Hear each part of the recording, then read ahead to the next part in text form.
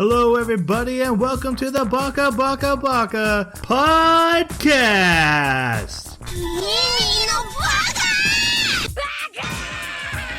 Baka. It's amazing how every time you open your mouth, you prove you're an idiot. Hello, everybody, and welcome to Baka. We are an anime podcast. Every 2 weeks, we watch an anime together. Then we come together on this podcast. We discuss it together, and then together we turn it over to all of you to discuss it amongst yourselves. Smooth. Thank you. That was good. This episode, we are discussing the anime Dorohedoro. This is our second attempt at discussing it. We did try to watch it once before, and it wasn't published yet. Now it's out on Netflix, so we were able to watch it. And to discuss it, I need the help of my co-host. First off, we have the Jim Carrey to my mask, Jeremy. How you doing? I'm doing okay. God, what? I wish I could remember some of his catchphrases. That was smoke. C-A-R-T. Why? Stop me. Yeah, Because I gotta. Yeah, I'm doing pretty good. Just very, very, very busy. Been doing stuff on the property. We got some goats, and so we're putting up a goat house. But on the topic of just fun entertainment things, Jason got me hooked on Elder Scrolls Online, and it actually is really good. I'm enjoying it. You know, when I first started playing it, I was wondering when it was going to get good. But it took a change of mentality. I actually had to change my perspective. Kind of like how you said you didn't play it the way you would when you'd go to play Path of Exile. Right. And it was a very similar thing. For me, it was just kind of not being as concerned about the combat feeling weighty. You know, and you did mention that when we talked privately about it, whether it was like Skyrim or not. But yeah, I'm enjoying it. Made a fun spellcaster high elf that's lobbing a bunch of dark magic at the enemies. It's great. Nice. Yep. We also have the Jamie Kennedy to my son of the mask, Jason. How are you? I can't swear on this podcast, so I'll keep it in private. That's one of the best ones I've had in a while. I'm very proud of this one. Thank you. Yeah, that was. How long did it take to come up with that one? Once I had Never the mind. first part. Once I had the first part, it was. I don't easy. care. Doing pretty good. Like Troy was saying, I've been doing quite a bit of Call of Duty, but also when I can, I squeeze in some Elder Scrolls.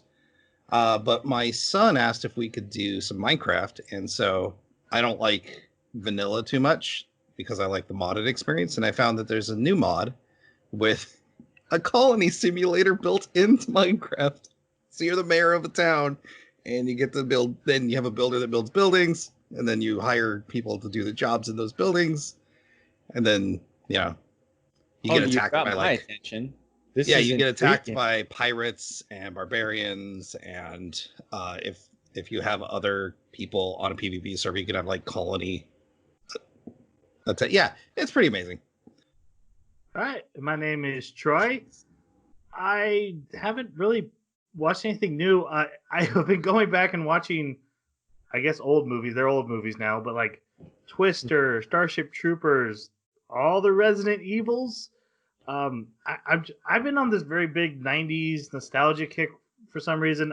But the movies have been like, I'm like, wow, this is fantastic. Bill Pullman in Twister is amazing. Anyway, there's a bunch of old ones on Netflix, and like once a day I put it on and I'll go make dinner, do the dishes, but keep it. I know all the lines already. Yeah. Oh, Jeremy, Troy and I and Troy's brother had a conversation. Predator, action film or horror film? Just the first one? None of the others? None of the sequels? That's the first one. Yeah, just the first one. I always saw it as a gory, violent action film. I never saw it as a horror film. Oh man. Oh well, you're wrong. It's okay. But also, nothing scares Jeremy. To be fair. If it does, I avoid it. Anyway, The second one, I actually would categorize the second one as horror more than action, which may not make a lot of sense, but it's just if I just honestly look at where it sits emotionally in my mind, that yeah. Well, that first scene, you're like, oh, okay, this is a slasher flick. Yeah. So this came up because of a YouTube video I watched. Movie guy named Patrick Wilhelm talking about the guy who directed these movies, and points out that it starts as your typical Arnold Schwarzenegger action movie. They go into a village, they kill all the bad guys. It's super easy. They have tons of guns, and then once the Predator arrives, it becomes a slasher movie with a sci-fi twist. But they're completely, even though they have guns, they're completely helpless. Arnold Schwarzenegger is the last girl. He follows last girl rules. They can't hurt the Predator until only the last girl remains. Mm-hmm. The innocent one is not able to be hurt. The girl that they capture from the village. So it follows very much slasher rules. So I've always, my thought is it's an action movie that changes into a horror movie. I love that Arnold Schwarzenegger is a slasher girl. He's the greatest final girl of all time. Yeah. Put that way, I could see it transitioning into one, but it's certainly not the part of the show. Like, I don't know, I guess it just always seemed like Arnold was still in the running. It never seemed like Arnold was completely losing. And I guess, to me, in a horror flick, it kind of seems like the last girl is more vulnerable than Arnold ever was. But anyways. Also, the PS5 event was a big deal for me because I'm a huge PlayStation guy. I did watch somebody else's assessment of like what the top 15 games were, and there's some pretty cool ones, especially the sequel for Horizon Zero. It didn't hit me. I like it, but it didn't really hit me. But I remember how much you loved it. When I saw it, I'm like, oh, Jeremy's going to love this. Yeah. I want to play that. So you getting the mini fridge or the toaster oven?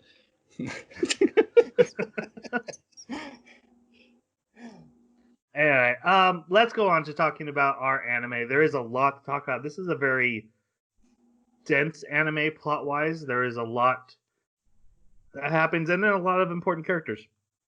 So let's go to our non-spoiler discussion. So no story points will be revealed, but we'll let you know our general thoughts about it so you can decide if it's something you want to watch yourself before we go on to the podcast. Jeremy, you picked it. What did you think? I really liked it. I think that the world building, the characters, they're all really well done. It's got a good balance, especially when it comes to like the storytelling. I personally really enjoyed the way that the magic system was explained and how it was working.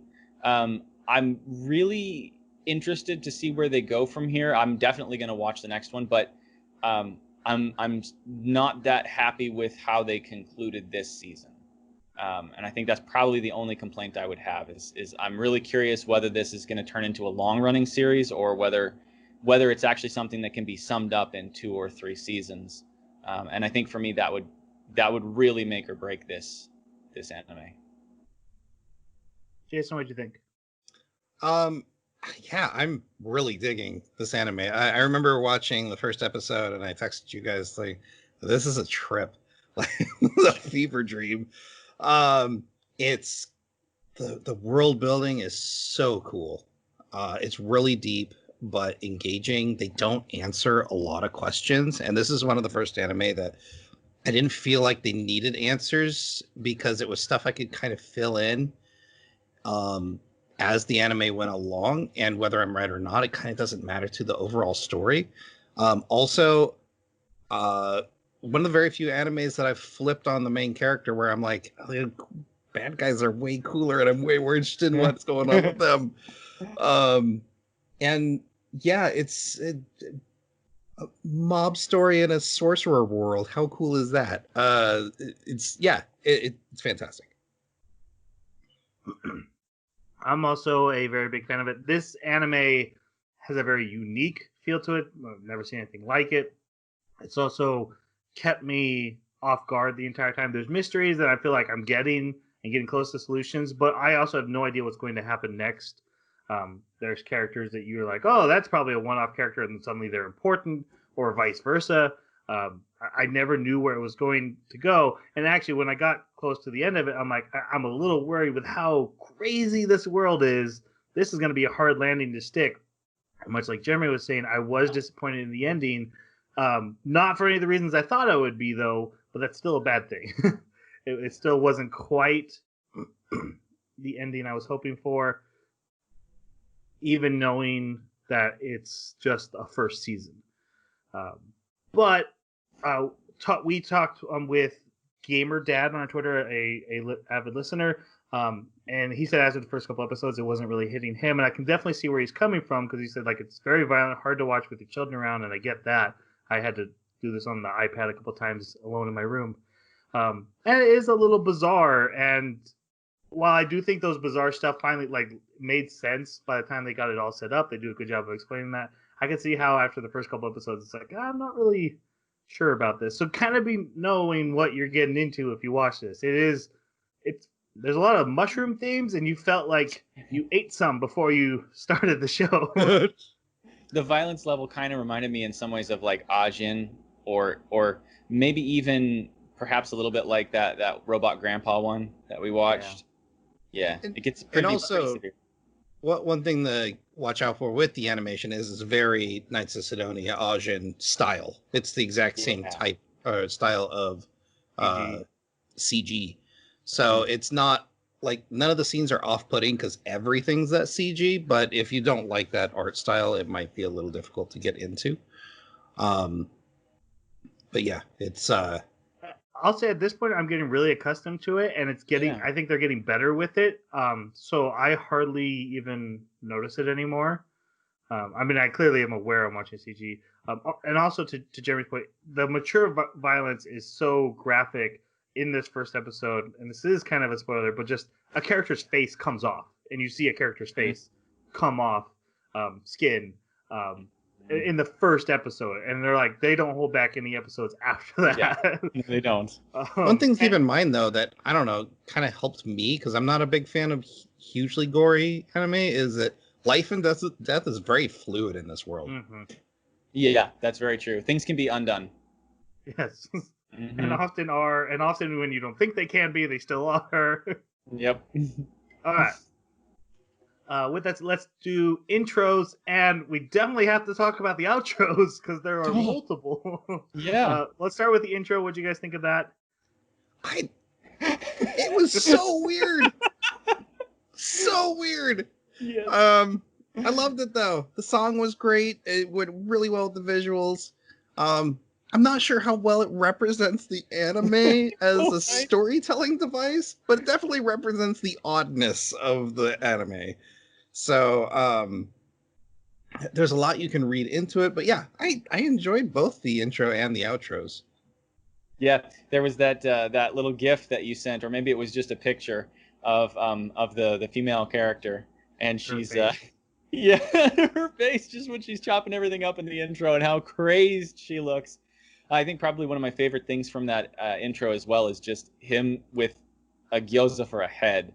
He just got the little wonton thing or whatever that is, dumpling for a head over and over again walking, and it's just crazy, and I love it. I actually got Tanya to watch from about episode 9. I was like, you just have to watch one episode. Come on, just watch one episode with me. And so she sat down, and of course I had to go through the intro because, you know, it's her first episode, right? It's initiation. And so like half the time I'm just watching her. It was great because, yeah, it was just this complete confusion of like, what is this? This is just crazy. This doesn't mean anything. Yeah, I loved it. Except for I think there are symbolism in it. There's a point where she picks up a mushroom and tosses it away and goes to meat. Yeah. And also when I'll say this when it feels like the acid hits and that face shot is right when she's bashing that meat, is also when the music hits its best moment, right? And she's drumming perfectly with it, and it's like my brain's melting, but I'm into it. It's done very well. Yes, it is. Did anyone else like the first moment you saw her? You go Goku. No, I thought, man, she's a powerhouse, but I never thought of Goku. No, just the facial features. Oh, Oh, okay. I do like. We'll talk about art styles and stuff, but she doesn't have like a super feminine face. I don't think she's like drawn like a cutesy girl too. She almost is like a plain face. Her eyes are way smaller than they would be on, if they were drawn in any other anime. Yeah, I kind of wanted to mention that when we were talking about art earlier, is how in this particular set of the cell shaded that they did for this anime, they almost look like dolls. Like Shin, her, even now, and some of the others, like they've just got this really unusual round face. The eyes seem maybe a little bit too small and too far apart. They have just a single color for the eye, and it just, I don't know, it looks really, it's almost like Uncanny Valley strange to me. Yeah, it's really cool.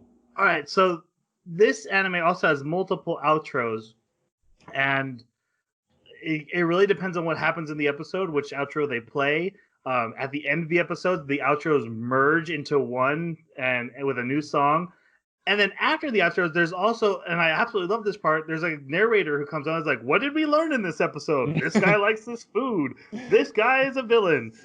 And while you're traveling down a throat with teeth in it, but I love that. I was like, what did I learn this episode? I was ready to go like Sesame Street. It was weird. One bad guy killed. Any thoughts from you guys on the outros? I think my favorite was definitely the one with Kusakabe, just kind of dancing along. I think my favorite was the Wolfenstein 3D one where N is just making his way through the hallway holding a mushroom, like just vaporized, turning everybody into mushrooms that he runs into. It's so good. On one of the walls, there's the graffiti that says, "There's no time to play" or something like that, or "Life is too short to play games," I think.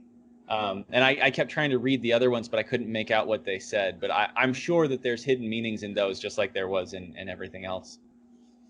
I want to call out in the first one, the one where you're walking through the doors down the dark hallway with the lights passing overhead. They do this thing where in the center of the screen, it gets like a blur of color, which is very similar to what you see like if you're in complete darkness and then you stare at a spot and you'll see in your eyes like a blur of color that's not really there. And it freaked me out every time I saw it. I'm like, that is so crazy they were able to recreate that visual, and it made me scared of that outro when it went away. I was like, okay, goodness, that was actually afraid something was going to pop out of the darkness there. All right, I'm not a baby. Let's go to spoiler review, go to our spoiler section. So we will be discussing all the characters, all the plot details. There are a lot. And also, there's a lot of mysteries on this. We're going to be guessing our answers. Some are answered in the anime, and we'll be revealing those. Some are not. And we're going to probably take our guesses as to what's going to happen in the future. Manga readers will probably think we're idiots, and anime watchers will be like, oh, you just ruined it for me. But yeah, it'll be somewhere in between. Can't win. All right, so the first episode starts with a battle between two sorcerers and what we assume are two humans. Yeah. So we have to set up this world. This world, it mostly takes place in a town called The Hole, which is where a bunch of humans live, and they are visited by sorcerers from another world who travel through magic doors, and they come here to practice their magic on us, and basically we're science experiments to them. We're guinea pigs to their magic, because magic is everything to them. And the people of The Hole can't really do anything about this, except for, they used to fight back. They don't really do that anymore. And we meet our main character who has a lizard head. He has a human body, completely human body, but his head is that of a lizard. And he's immune to magic because he already has a spell on him, is what we're told. And he's fighting these sorcerers, and he bites the one he's got, and he puts his head inside of his mouth, and then a man comes out of his throat and tells this sorcerer, you are not the one. And that's his thing. Like, he's looking for the sorcerer who changed his head to a lizard head and gave him amnesia. And he does that by shoving their head into his throat so that a man can come out and talk to him. How do you sell this to somebody that doesn't watch anime? Like, I'm serious. When we first tried to watch this, I actually got to see the first episode, and it melted my brain. I was like, what? And then I stopped because we realized, okay, wait, this isn't available to watch it. What am I doing? And I've had to like just sit with it for a while by myself. No one else had seen it. I'm so glad we finally get to talk about it. But this is their main character, Kaiman. What did you guys think of our main character here? I really enjoyed him. I'll let Jeremy kind of get into him because I think Jeremy likes him a little more than I do. But I do love his impulsiveness. I love that he's kind of got this straightforward focus because he's got amnesia. But this whole mechanic of I need to not only put someone in my mouth, but then I need to pull them out and extract information from this person I just bit. Yeah. And they always have like teeth holes on their jaw and on their forehead because he literally he really bites in. So, but yeah, and his love of gyoza is adorable. So yeah, and every morning he wakes up, he's got his pillow stuck to the back of his head. And he's got spikes on the back of his head. Yeah. Yeah, no, he's fascinating. I really enjoy him as a character. From the moment that I saw his behavior, I was initially thinking, oh man, okay, so they're really playing up the lizard brain aspect because he's so impulsive and he's so easily distracted and he's so worried about food. He could be completely focused on doing something that's really important, ready to fight with somebody, and if you say the right thing about food, he may just completely stop fighting and go for the food. And that just cracks me up. I think that makes for a really interesting, especially as a main protagonist, and yeah, there's little things that you find out about him that are really interesting too. Like when you learn that he can molt. There's other things too that we learn later. That's absolutely crazy. But I have theories. I don't want to get into them yet. We'll get into them later when we know the characters better. But yeah, I really like him. He's a cool character. He's also a loyal friend, but I wonder if that's new post amnesia. Well, no, he would have been theories. Anyways. There's no character I dislike in this anime, but Kaiman is lower on my ratings of where the characters lie for me, and mostly just because he's simple. But I really like Jeremy's explanation of the lizard blade. That actually makes him better, and that does really make sense. It's just his two things are like, I want to find a sorcerer and I want to eat gyoza, and other than that, I'm basically a punching bag for everybody else because I'm not angry, I don't have any issues, and I'm just going through life. I'm focusing on these two things. But I absolutely love the mystery he brings. I love the weird visions and dreams we get to see, the clues they do. They do a very good job of making who is he intriguing, and the story takes twists in revealing clues to that mystery that I never saw coming. Eventually I took my shot. Episode 8, I took my shot, wrote down my guess. I thought we were going to find out the answer. We don't find out the answer. Yeah. It really felt like they were like all but telling us, and then they don't tell us, and we'll get to that at the end. But yeah, I mean, he's a perfectly likable character. But we meet so many interesting characters coming up, and like Jason pointed out, the villains are really interesting in this. So he doesn't rank super high for me. While he's doing this, his partner, his best friend, is also helping him, and she is fighting the other sorcerer guy. Breaks his finger, so he can't use magic. And she's this powerful, strong woman wearing coveralls and like a bikini, and she owns a local restaurant diner that she makes gyoza as her specialty. And this is Nikaido, who has secrets of her own. But what did you guys think of Nikaido? I thought she was pretty good. She was definitely a good compliment to Kaiman. I definitely want to know more about her backstory and like her secret that we'll find out later. She seems very plot devicey in this anime, but I did like her. I thought she was, like I said, a good compliment to Kaiman because they're best friends.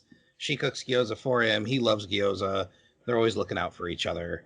And, she found him when Kaiman first woke up from his amnesia. So they kind of bonded over that as well. It's probably silly for me to complain about, but I know that when I first started watching and I first started seeing like what she was doing, I was a little frustrated because I was like, man, they're establishing a certain power level for humans here that they're kind of weak, and she is just blowing all this strength power level away here. And I was waiting for some kind of explanation, and they did. They sufficiently explained it, and I thought that was great. Also, Troy, you mentioned before we were talking about this, about just in the art style, the way that they portrayed the women. And she is beefy. She's a beefy girl. And I really liked that. I thought that was really cool that they gave this character, who was supposed to be physically strong, a very powerful body. I thought that was really cool. Also, I'm really curious to see where they're going to go with her history. She's got some really, really intriguing characters that care about her and that want to protect her. And I want to know how those relationships started as well. Yeah. That would be really cool to find out. So yeah, I think she's really, I totally agree with you, Jason. Kind of used a little bit as a plot device here and there, but I think she's got huge potential as like a treasure trove of interesting story beats. I also agree about the plot device, but I'm actually in the opposite boat where I really like that, because when she first starts, it's like, oh, she's the sidekick. She's not important. She's just here to fill in someone for him to talk to and bounce the story off of. And instead, she ends up being almost more important. Like, who cares about your head, dude? Look what's going on with the Kaido. Yeah, it's true. It's true. Her own mystery, brings up really cool clues and then gets answered. And then that leads into the whole story. So I'm actually pro for what they did with her more than against. So I really liked her. But again, she's still actually kind of lower on the totem pole because she's a good guy. But I think she got more interesting as the series went along too. And also, like, this world where the whole exists, like, all we ever see is this city. And we don't know anything about its government, or if there is one, or if there's any other city beyond the walls of this whole. Yeah. So, like, those ideas are spinning throughout the entire anime in my head. I'm just like, I'm so enthralled. Let's take a minute and talk about these worlds that we're looking at, because they do specifically reference these are humans that live in the hole, but they never say this is Earth or anything like that.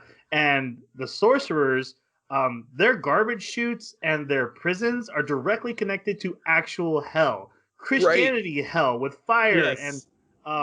And like all their churches have upside down crosses on them. The demons are like the bosses of this world, but they don't really get super involved. It is fascinating. I'm like, so do the sorcerers live in purgatory, or is the whole purgatory, and the sorcerers are just kind of some in between there? Their jail is literally like on the ceiling of hell. And when prisoners are executed, they're just sucked away. Yep. And they are different species. Like humans and sorcerers, they look exactly the same on the outside, but they are not. They can breed. They can, yes. They have similar physiology, but there's definitely some stark differences. Another interesting thing is that a sorcerer can turn into a devil. Right. So, but of course, turning into a devil requires them to not use their magic for a period of time, as well as other things that they have to do in preparation, like these trials. So it does certainly link them to devils physiologically, which makes me wonder if the sorcerers aren't necessarily like a hybrid between a devil and a human. But I see the whole as a pocket dimension that sorcerers keep humans in as playthings. It's just a theory. Or just an idea, actually, not even a theory, really. It's barely an anime theory. It's anime theory. That's right. It's gonna be wrong for sure. But yeah, I never occurred to me that it might be linked to purgatory or anything like that. I just kind of saw it as an interesting science fiction setting of like we're gonna use the same elements but configure them differently. Whereas hell might be like one dimension, and then where they live, because we know that the sorcerers, they actually have like green pastures and stuff that go out, and they have other cities. They have a much bigger landscape. It could be an entire world We don't know. And there are so many doors flashed in the outro, in one of the outros, and it makes me curious. I mean, some of them, it's clear we know many of them, probably all of them. But I'm wondering if there are other doors that go to other places, and what other dimensions are there? What other, little pocket worlds? So it's really cool. I love what they're doing with this. All right. So Kaiman cuts his sorcerer up into tiny little bits. Um, and while the finger or the hand is flying away, it shoots a magic spell that creates a door so the other sorcerer can get away. And this is a sorcerer who becomes a major character. His name is Fujita. He is a very weak sorcerer, and his whole thing is like he wants revenge for his best friend getting murdered by the lizard guy, which is really interesting in the thought that like we were there to screw with humans, but how dare they kill one of us? There's very much of like humans look at sorcerers as like, let's just kill them. They're not human. They don't deserve to exist. And sorcerers look at humans like those are lab rats. Those are really nothing to worry about. But what did you guys think of Fujita? I was super, super happy that because this scene in any other anime would have been 2 red shirts that the main character is dispatched and to show some sort of point, and then the story would move on. Instead, we got one of the main characters that basically looked like a red shirt, kind of acts like a red shirt, and is part of the story throughout. And I loved that he barely is able to use magic very well, but he ends up being a fairly significant character throughout the story. And his motivations are kind of twisted. He's lower on the totem pole, but I do like him as a character. I thought he was interesting because you guys always talk about characters that are sort of the viewpoint of the audience, and I think that's exactly what he was.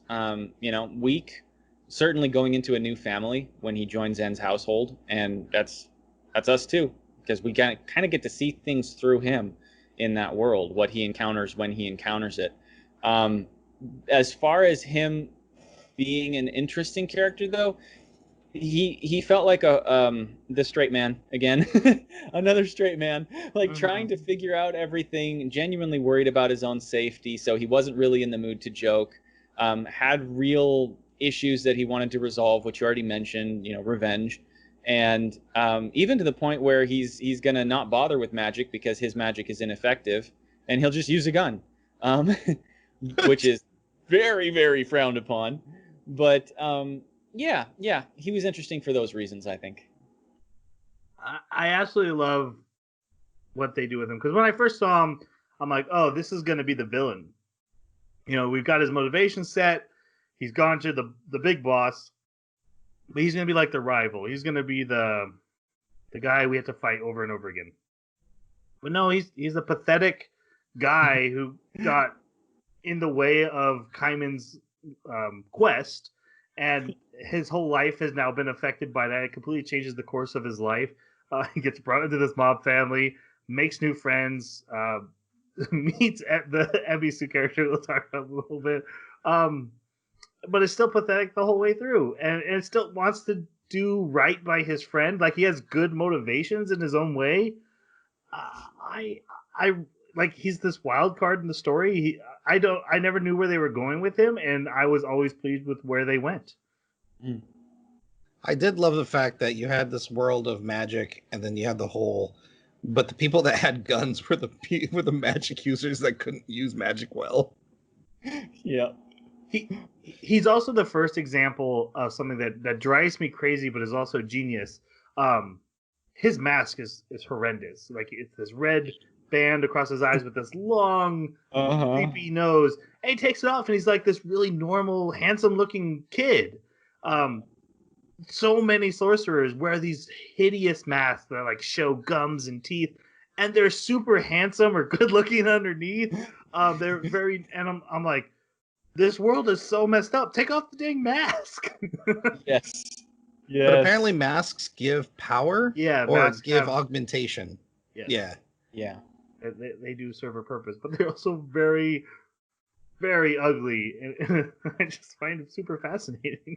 Like Shen's mask is awesome, and I love that he doesn't like wearing it front ways. Yes, that's one of my favorite things about him. We'll get to him.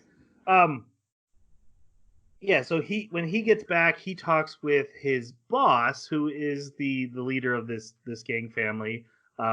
And the boss kind of sends him on the quest of like, okay, if this lizard guy is killing our sorcerers, we need to do something about it. I need you to do some tasks for me to start getting ready. I need you. He gives him like a sorcerer index, like this catalogs sorcerers. You need to go find the sorcerer who's in charge of transformation or can do transformation magic, and see if she knows anything. But this character that we meet is Mr. N. He's the head of the mob boss. He also has his own music record and has produced and starred in his own film. And I absolutely love those. Those are facts about him. I ran my own Robin. And he's got like statues of himself in like Roman or Greek poses, and he's got like Renaissance art paintings of himself up on all the walls. He's got his own city. Yep. In his castle. Yes. So what did you guys think of Mr. N? I loved Mr. N. He's a great villain, but he's not that bad as a villain. I mean, he definitely does terrible things, but he seems to really care about his, mob family, and he's definitely he's straight up mob boss, like Sopranos style mob boss, and he's extremely powerful as far as a magic user, and he's so funny because he'll get a particular goal and like other things just don't matter until he's reached that goal, and then he's like, okay, now we can do this thing.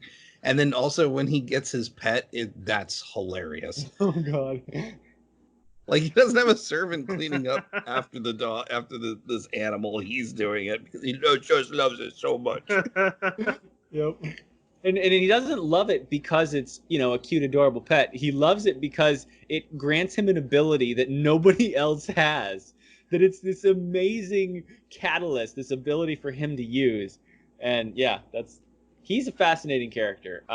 I don't know how much to believe about the stories that he tells about himself. How much it's love all the time. Yeah, exactly. But at the same time, some of the most important bullet points of his facts seem to be true. And so, yeah, when I initially saw him, I thought, oh, that's a stupid design for a villain. I don't like his mouth mask, and I don't understand this character. And after they started developing him, I actually think it's really cool. They did a really good job. I loved when one of them called him a name. They were making fun of his hair. I can't remember who it was, but yeah, there's just little moments with him where he's kind of humanized in a way, even though he's so powerful, and it's really entertaining. He gets a lot of comedic relief moments, which is odd for the main villain of your story. Just to add on to everything you guys have already said about why I love him, and this really builds off of Jason's point, is that he really cares about this family, this group of friends. Even Fujita, who's completely weak and mostly useless to him, he always invites him to the dinners and involves him. But at the same time, he's a guy, if you punch him in the face, he will suicide everybody. He will blow everything to hell. Like, do not push him into a corner because he will destroy everything in front of him. He literally starts killing multiple characters when he gets punched in the face once, just because he's like, nope, I'm out. Everybody dies. Yes. His own characters. His own family. It does seem like his mask thing is basically like a Cyclops sunglasses. Yes. Like, he's got to have something to keep him from just killing everyone around him. Yep. So I just like the contradiction of him, because he does seem very earnest when he does care about them, but also, hey, if I'm in a corner, I'm the one that survives. And he's always buying gadgets that require his magic in order to work. Oh my god, yes. He's always got that stupid little gas mask that he wears to like fuel his bike. Right. Yep. Things that also happen in this first episode, we find out Kaiman is working at a clinic in the hole where they treat victims of sorcerers, and there's a sorcerer running around turning people into bugs. and actually ends up at Nikaido's diner, and she's making fun of. She's like, "Have you heard about the sorcerer doing bug stuff? He's such an idiot." And so this guy He's attacks not even good Nikaido, at it. starts Yeah. growing bug arms out of her, and then Kaiman shows up and bites his head and kills him. And we learn that if a sorcerer dies, the spell is gone. Mm-hmm. Even other people who aren't, not recent, every spell that they have going that was left behind is unraveled. This to me presents a little bit of an issue because, I mean, while it's not an issue with the logic of it, it's an issue with the sorcerers all being just so evil. They're so evil because that means that, later we learn that they can also dispel their own magic. Any sorcerer can dispel their own magic. Right. So they do this to the people in the hole and they don't dispel it when they could. It doesn't hurt them in any way to just dispel it. Right, but I think, yes, they are evil, but they view humans as lab rats or ants. They're subspecies, right? So I don't know if there's any malice behind it. I think it's just more of, why should I care about this thing that doesn't deserve to live, basically. To build off on that, there's also, I really got the sense that in the sorcerer's mind, there's just no sanctity for life. There's they kill each other. They kill each other in recruiting videos or recruiting missions. Like, I want you to be my partner, so I'm going to massacre you. And they don't. They just phase it off. At one point, Kaiman murders 2 sorcerers in the middle of a festival, and no one blinks. No one goes, "Hey, you shouldn't have done that." Everyone's like, "Meh, what are you gonna do? We're sorcerers. We murder each other." I think that's just their way. There's no life is precious to them at all. Well, and like I said earlier, it's so fluid. I mean, there's a party we're going to come across where this dude wakes up from being resurrected and he's like, "Oh, okay, I'm awake now. Oh yeah, that's right. I'm supposed to give you a present." It's not like "Oh my God, I'm alive again," or some sort of shock. It's like, "Oh, okay, yeah, this is what I'm supposed to do." Yeah, death is just kind of a thing that can happen to you, but it can wear off in this world. So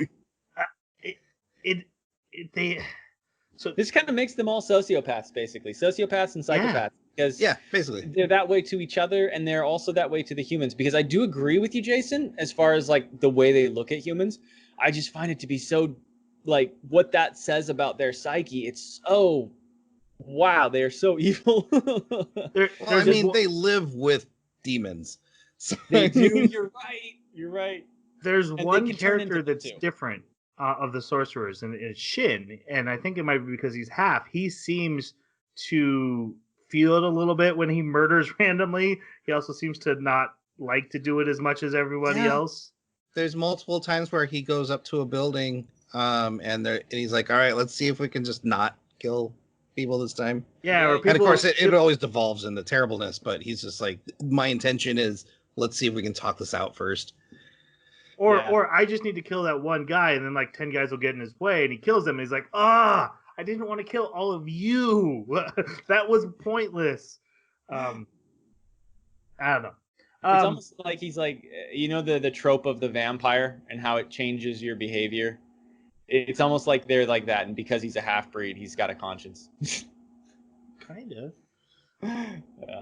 It's just interesting, cause, when you pointed that out, it's something that had been gnawing on my mind. There's just a different mentality about the whole thing in this world. And even in the whole, it seems like it's still not quite, the sanctity of life doesn't mean as much. No. Yeah. They're pretty brutal there, too. We're still in the first episode. Well, one quick aside. Every time he bites someone, the dude comes up, and it's the scene of, "You are not the one." And then he, interrogates him. "What the man in my mouth say?" So, because he wants to know who the man in his mouth is, and because he's like, "Is that me? Why is there a man in my mouth?" They took pictures down his throat, but you can't summon the man in the throat like that. But they run into another sorcerer, and she has a skull for a mask, take it off. They realize she's just a young girl. Bites her face. But this is the same one that Fujita is looking for. So he actually opens a door from his world and grabs her and pulls her in. But her face gets hooked on the teeth and gets ripped off. And so she's got her face ripped off. And she goes insane from this moment on. She's kind of the Clara, if you listen to our Aruma episode. She's the Clara of this anime. But it's because of trauma. Like, she is messed up. Because and they show Kaiman and her face is on a tooth. He's like, oh, that's gross.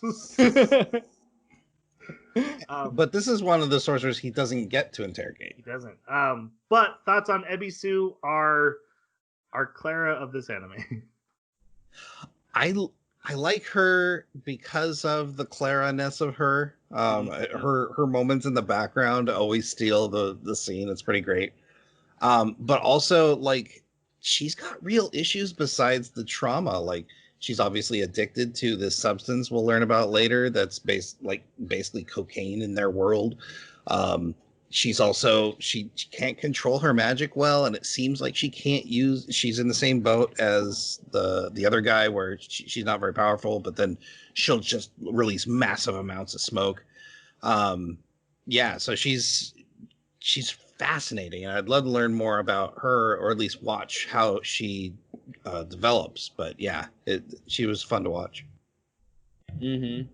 Yeah, pretty much all the same things. I thought it was really interesting how they played with her as being the important sorcerer that he was looking for quite a while, and then that actually pays off fairly well. But I do think it's a little bit of a red herring, but not too much. But yeah, I thought she was great, really entertaining, very Clara, very. She also had some really sweet moments where, like, she was trying to encourage Fujita, and even wanted to be his partner. That was so sweet. She tries to encourage him, but then she'll also stand in the background and sing a song about how terrible he is, how much a loser he is. Yes. She's that random comedy, but I do like that she has a very important part to play in the plot, in the story. She's not just there for laughs; she serves a purpose. A lot of characters are like that. Like, everyone has multiple reasons for existing, and you're this character, but you're also important to this plot line. It's very well done. And then at the end of this episode and into the next episode, we meet two assassins that work for Mr. N. This is Shin and Noi, who Noi is his cousin. N's cousin, yeah. Yeah, N's cousin, and Shin is a guy he's met over time who's a very good assassin. And jeez, I love that he turns his mask backwards. He has this creepy heart. His mask is a heart, but he ripped eye holes in the back, and then has his mouth at the opening, and just likes to turn it around. And they're always like, "Hey, what is important? You need to put that right side forward." Thoughts on Shin and Noi? I really liked Shin. I thought he was just gonna be the opposite to Kaiman. But then when we got his backstory, I thought he was way more important than Kaiman. His actions are deliberate and they're justified. He's, obviously a bad guy in the sense of storytelling archetypes, but he's so much more fascinating. And, he's like N, where he cares about the people around him and the people in his life. And, even though he's extremely good at his job, he does try to not kill people. So. Mm-hmm. Yeah, he actually has moments where he remembers, debts that he owes to other people and breaks rules in order to protect those people. And I love that his weapon is a hammer because he was a carpenter when he was a kid. I'm not going to be able to look at a hammer the same for a while, guys. He does some things with that hammer. Oh yeah, that one was rough for me, but it was interesting. I really got strong Umbrella Academy vibes, just because I recently watched that series, the first season of that series, And just having two cleaners that, you know, a guy and a girl that are out there doing jobs, assassinating people, it fits so well. Like these two characters match so well with the two characters from Umbrella Academy that are doing basically the same thing. And yeah, the development of not just them as individuals, but also their play off of each other and the relationship that they both have, and finding out that that relationship is pretty deep. It's got some interesting, complex history. So yeah, and Noi as well. Again, just like with Nikaido, Noi is amazing. she's she's as big as Kaiman. Like she's 6 foot something. She's a monster, and she is just a beefcake of a lady, which is crazy. Interesting to see. But I thought it was really interesting when we do get to see their history. She wasn't. This is actually all part of her training with Shin has produced this in her. So he's quite the taskmaster. Well, her and Shin were both pretty skinny at their younger Yeah. days, and now are like solid brick They're both- houses of people that Yes. just murder anyone in their way. Yeah. And it's got to be their competitions, because they have this really it's kind of adorable, this competitive nature between the two of them, where they will pick up anything and they will compete over it. And so why wouldn't they, you know, eventually turn into hulking monstrosities? But yeah, they're really interesting characters. I love when she ends up fighting Nikaido. Yeah, Nikaido. I like you. I like you. We should be friends. Yeah. Oh wait, I have to kill you. Yeah, I love both these characters. Noi is she's I think I'm in love, guys. She's fantastic. Her love of violence, but her magic is healing is such a cool twist on that. And Shin, I just love the complexity of him. I love, like you said, he's golden hearted, but he's our villain. He's a villain. He literally kills the main character at one point. Oh, what can you do? She's funny because she's very quick to violence, but she's also very quick to heal. So it's like if it's for the job, she's definitely gung ho. But if she's not on the job, she will heal literally anyone that happens to be in trouble around her. And I absolutely ship it. Oh yeah. Oh no, 100%. All right. We find out that Shin's magic is that he basically chops bodies into pieces that have to keep on living after he hits them with his magic. And Kaiman, while working at the hospital, finds a garbage bag with a sorcerer in it who's like, yeah, I got hit with a spell. Could you incinerate me? This sucks. and agrees and puts him into the incinerator. Meanwhile, Shin and Noi are on a job, and they capture two guys, and they have them in garbage bags, and the garbage bag breaks, and Shin's like, I told you not to use the cheap bags. Yep. Yep. Makes her clean it up too. Also in this episode, Nikaido is staying home because she's under the weather, and it's pointed out that it's raining this day, which will be a clue for her secrets later. Then there's a party at En's house, and he has basically Fujita and Ebisu, Ebisu at this point is just bandages taped to her face, where her face used to be. And is like completely out of it. Fujita dresses her and like leaves half her chest out because he can't figure out the dress. That scene was so funny to me because sometimes you see these stupid dresses that show up, or even any clothes, but especially like these dresses that are made for fashion shows and stuff that are just ridiculous. Hers is just these little plates with zippers all over them, and it's like a puzzle. And I love that they actually played on that, and they had him try to dress her up in several ways and complain about everyone and like, nope, your butt's out, nope, your boob's out, crap, I can't figure out how to do this, we're late.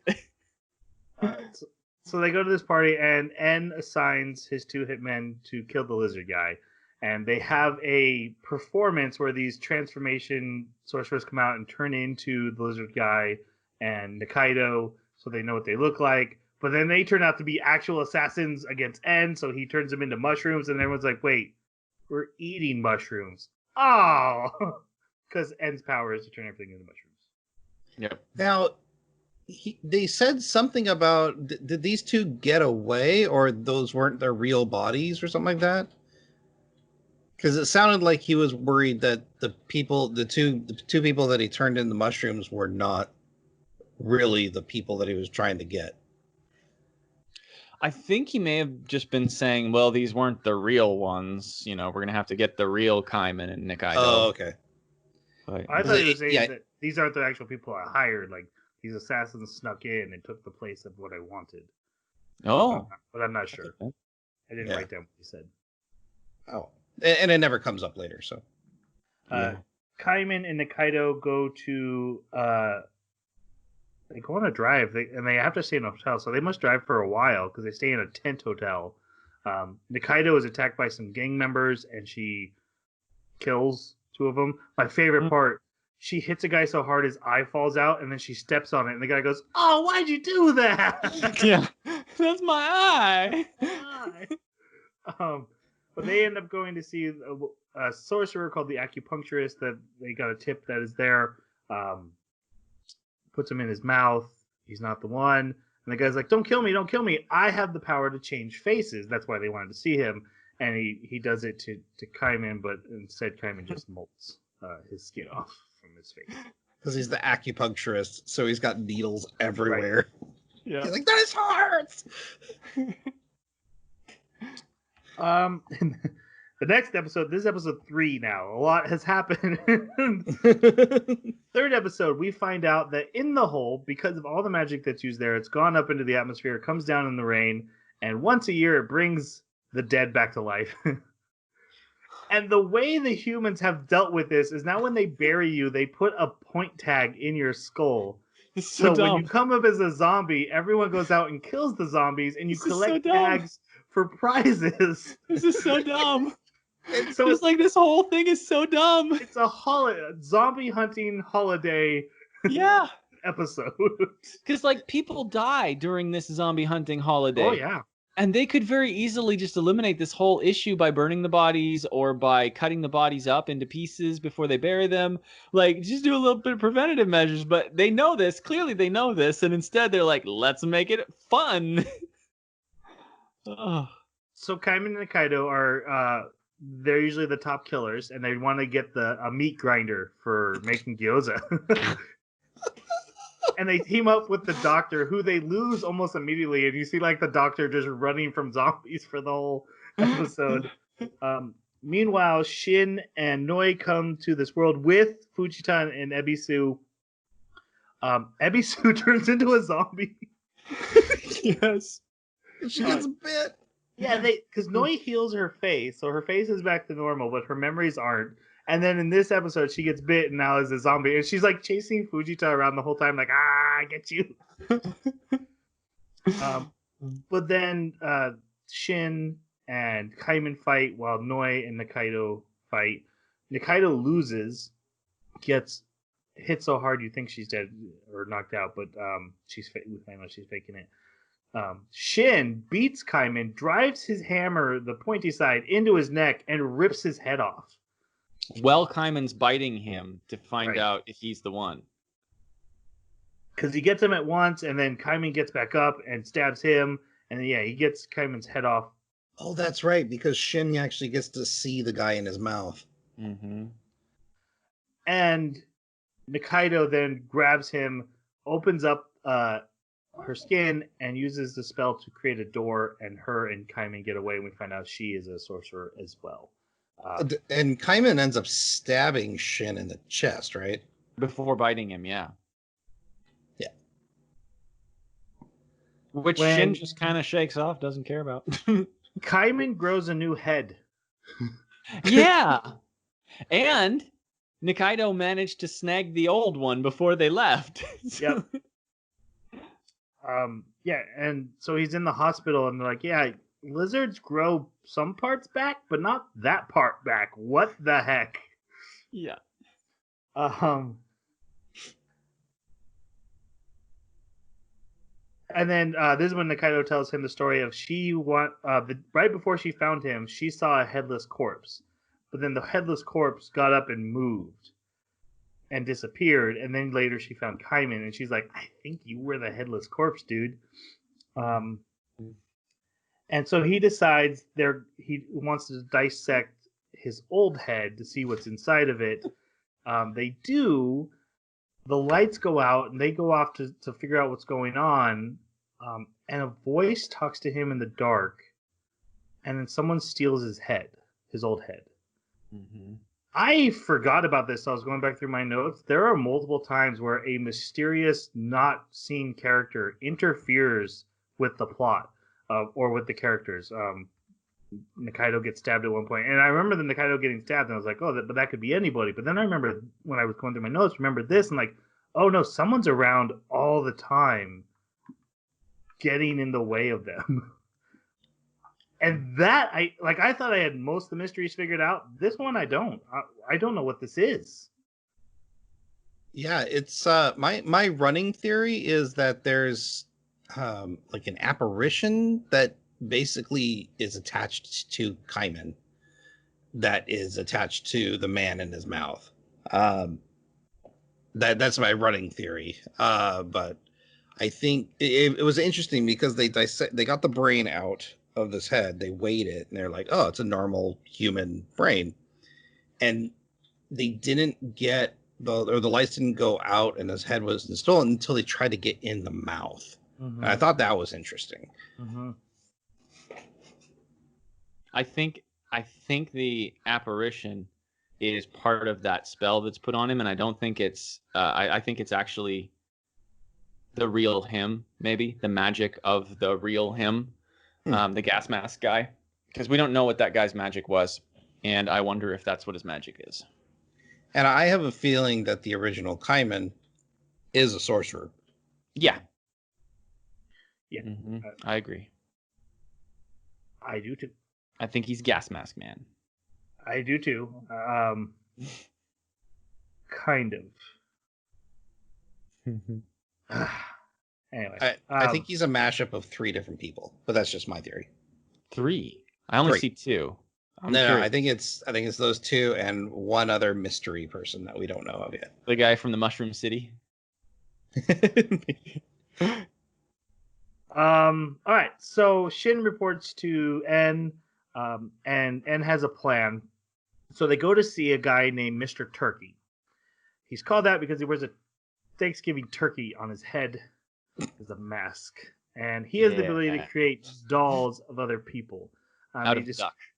Out of a duck. He'll cook a duck, and it'll turn into a living doll that will act very similar to the original person. Mm-hmm. He does a demonstration for Shin by creating a Noi doll, which embarrasses Shin very much because she's naked. But then he does one of the guy in the throat, who we learn is a guy named Risu. And Risu is a character in this anime on his own. So not only is he in the throat, we get a doll of him, and then there's going to be the real Risu coming up later. This doll goes and buys clothes, and then eats at a fancy restaurant. And they point out, like, the clothes are like bargain bin basement clothes, but the restaurant was super high profile, have to be a member of. They follow him to an apartment, and we're going to find out this isn't his apartment, but he goes to this apartment. And while they're investigating, Ebisu finds a safe, and the doll attacks her when she gets to the safe. So Shin kills the doll, and they open up the safe, and Risu's head is in the safe. Should mention, too, that Shin is surprised that the doll actually gets in a hit on him. Right. And even that it attacked at all, but yeah, like you said, it was good at combat as well. Mm-hmm. Then they all have to attend a party with En. And man, this is a visceral scene. They go to a party, and all you can hear is this buzzing, and it's so loud that the characters are like, what is that weird music? And there are dead bodies hanging from the ceiling and gifts, and they're like, this is a corpse party where people bring dead people for this sorceress to revive. She has the ability to bring people back to life, and that buzzing is the flies covering the ceiling. Yeah. That was amazing. A couple things happen at this party. Ebisu gets drawn off, and a guy with red cross on his eyes, which is the same that Kaiman has. And Risu. And Risu draws her into a room to give her drugs. And when she takes Because they them... know each other. And he's been giving her drugs for a while, right? Right. Mm-hmm. Which is interesting because if Ebisu is the one that turned Kaiman's head, that would make sense since she was involved with the Red Cross Eyes gang. Mm-hmm. Anyway, she kills him or does something horrible to him with her spell. I don't know if I she assume meant dead. to. I think... No, she Yeah, did the because she drugs drinks and it and then goes freaked out of control, and then he's dead. Yep. En tells Shin and Noi to go kill the partner of the sorceress because he wants to partner with her. And being a partner in this world has meaning. It's not like, oh, you're just going to hang out with me. It's like, we are bound by hell. Yeah.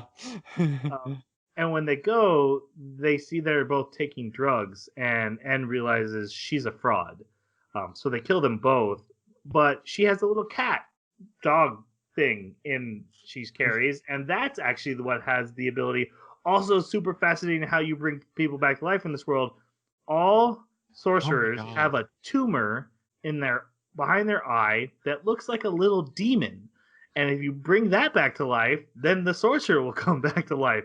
And they take a little dead demon out, bring it back to life, and put it back under the eye, and the person comes to life. And I'm like, am I high? What happened? The heck? There was the flies on the roof, and then this, and I'm like, this anime is just whack. Yep. Yeah, so that is very odd. And then Kaiman, after all this, Kaiman and Nikaido go to meet a professor that is a friend of the doctor that might be able to help them. They go into his house and they get lost because it's been tainted by magic until they find a kitchen, and they decide to just make dinner. It's like Christmas or New Year's on this day. And they eat together. But then the professor shows up, Professor Kasukabe, who I didn't write as a character to talk about, but he is kind of super interesting. Yeah. He's definitely morally bankrupt, but he loves his research. He'll help if he can, unless he wants to research you. Yeah. He made a very interesting door. I love that the house goes back to normal after he gets done vacuuming. Yeah, he vacuums it and all the magic dust. So this is something that actually we should explain. The way that the magic works in this world is essentially the mages or the sorcerers have these veins that are connected to their blood veins, and sometimes they are the blood veins that produce this smoke, this black particle. And if they can control these and actually release them, they can release this black smoke onto whatever they want, and then their magic takes effect. That doesn't mean they can do things like cast fireballs and heal and things like that. They're not like D&D mages or sorcerers or anything like that, where they have a repertoire of spells. No, their magic does one thing. Now, that one thing may be malleable, but it's one topic. And it doesn't work unless the smoke actually interacts with whatever they're trying to do. Exactly. But once the smoke comes out of their body, the smoke can actually just remain like dust gathering in your room or go up into the atmosphere and form clouds. It's so weird. It can be collected in bottles and then labeled as like, well, this smoke does this, so dump it on yourself if you want it to do that. Right. People sell their smoke in this world to do, whatever they want it to do. Mm-hmm. Make pies. Also, oh God. This 70-year-old professor has the face of a 17-year-old because that was the spell some sorcerer hit him with. Yep. He's like, yeah, it's not too bad. Yeah, it works out well for me. Also, I feel great. He's also covered in tattoos. He's got a very innocent looking face. Mm-hmm. He doesn't even flinch when someone takes his arm off or his hand off. Yeah. He's still grinning. He's the kind of character who's like, I've seen and done it all, man. I'm not phased anymore. Yeah, and so he's made a door into the sorcerer world by taking sorcerer body parts and stitching them together to make a door. This looks like the cover of the Necronomicon, but door sized. Very much so. So Kaiman and Nikaido go through this door so that they can go to the sorcerer world. They They get on like a flying carpet taxi and then murder the driver because they don't have any money. And they don't even decide to murder him until they're like, "Oh, we don't have money to pay him. What do we do?" And then Kaiman first. Yeah, and then Kaiman just does it without even thinking of the fact that they can't drive the carpet.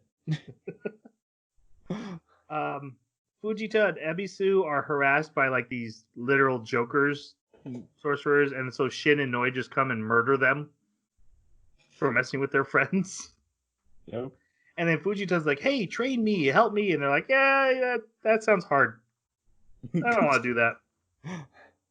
We have stuff to do. While Kaiman and Nikaido are stopping at a restaurant, Nikaido gets a card from a devil. This is important. She's being summoned by a devil to see them. And apparently getting devil business cards is like really like a big deal in this world. Yes. Master sorcerers or something. Mm-hmm. Kaiman, after eating, has to go use a toilet connected directly to hell. That will burn your business with fire, and then 30 seconds later you get to hear the screams of the dead just for extra bonus. So Nikaido suggests that they break up or split up. Kaiman remembers the name Risu at the same time as the head, who is talking to that head they found in the safe, who is Risu, and it's starting to come back to life and talk to them. And builds it a robot body that he powers with his smoke. Oh my god. I did not see that coming. Yeah. Nikaido goes and she goes to sell her smoke and gets a ton of money for it because it's very special, and then murders the shop owner to keep, and so she can take her smoke back and it not be used, because he literally gave her everything he had for just that one vial of smoke, and then she murders him. And then she uses that money to go see a demon named Asu, who is clearly a friend of her, and he gives her information on the red cross eyes and gives her a doorway into En's mansion, where she goes and tries to get Risu. After fighting with Nikaido, En sees her, and she hits him, and that's when he freaks out and just smokes the whole damn place. And Shin is there, and his whole bottom half becomes mushroom. Fujito and Ebisu. Yeah, Noi has to knock En out. Noi comes in and punches En unconscious to stop him from killing everybody. Yep. Which I thought was fabulous. And there's no repercussion for her either. He's like, "Oh no, that was the right thing to do. I would have killed her." Right? Yeah.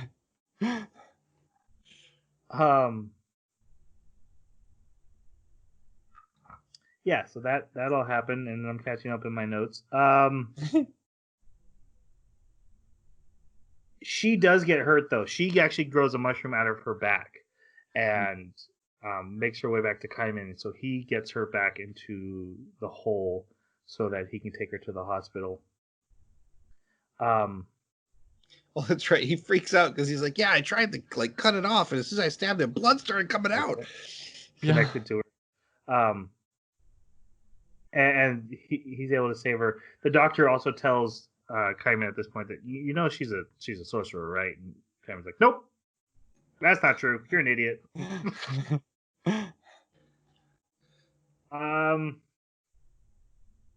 We then get Shin's backstory, and it's actually the doctor and the professor that reveal the backstory, and that he was a half sorcerer, half human. His mother was killed, but he lived peacefully with his father until someone figured out what he was due to seeing black smoke come out of an injury. And there were these local militias that used to hunt down sorcerers, and they came and they killed his father, and so he retaliated and killed them back. And he met the professor and the doctor by sneaking into the hospital and literally cutting. So this character has had stitches along his fingers, his wrist, his arm, and he cut off pieces of himself trying to find his smoke so that he could use magic. And when they find him, he's up to the elbow. And they're like, up to his shoulders. Yeah, and they're like, we could help you. And then they come up to him with a tray of all his parts, and they're like, "What do you want us to do with these?" He's like, "Just put them back on." They're like, "They'll rot." Meh, not a problem. So they give him access to his magic, sew his dead arms back on, and they're like, okay, bye. I love that the researcher, like, he doesn't help him because he's kind-hearted or he sees someone in trouble. He's like, no, I just want to learn more about how your magic works. Yeah, I wish I'd get to see how he's like, I wish I knew what your magic did. He promised to show me someday.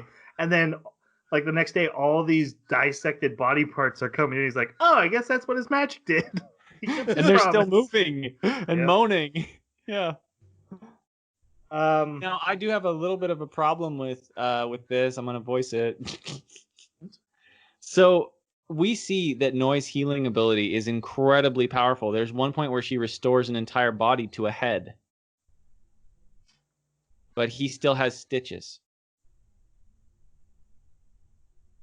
Yes. She's breathed magic on him so many times. Even one point we see his body is reduced, his arm is reduced to bones, and she breathes on him. Why did the stitches regenerate? Oh. It's the art style. I mean, that's the only explanation, right? Because everyone else, they literally regrow body parts. So, like, I'm assuming his dead flesh would have fallen off and he would have just regrown arms out of his shoulders. I think it's more of just, we want him to look this way. So that's what happened. That was the one contradictory magic thing that I was going to complain about. You're right. I don't want you to be.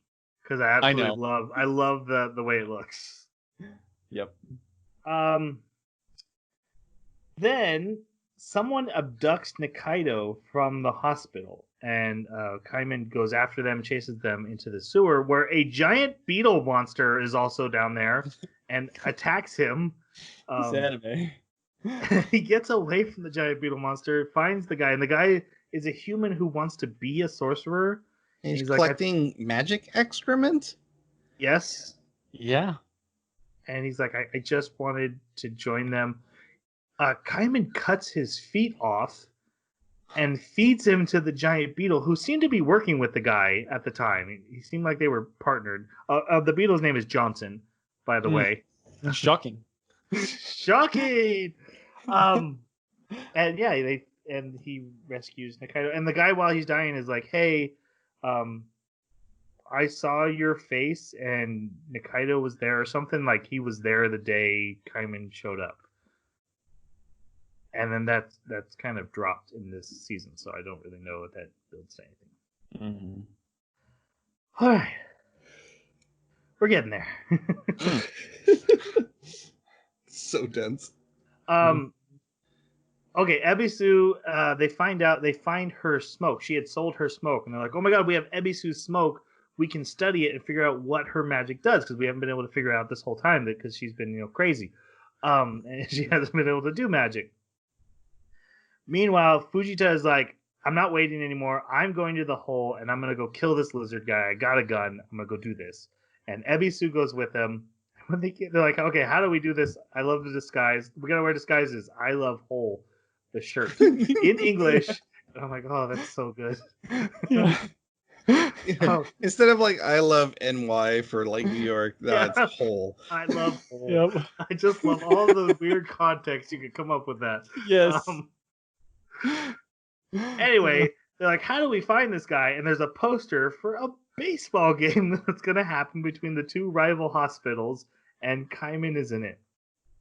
This episode is so freaking over the top. And I was saying to the guys in pre-show that it's like, this show is like, everything we're doing is clicking, it's working.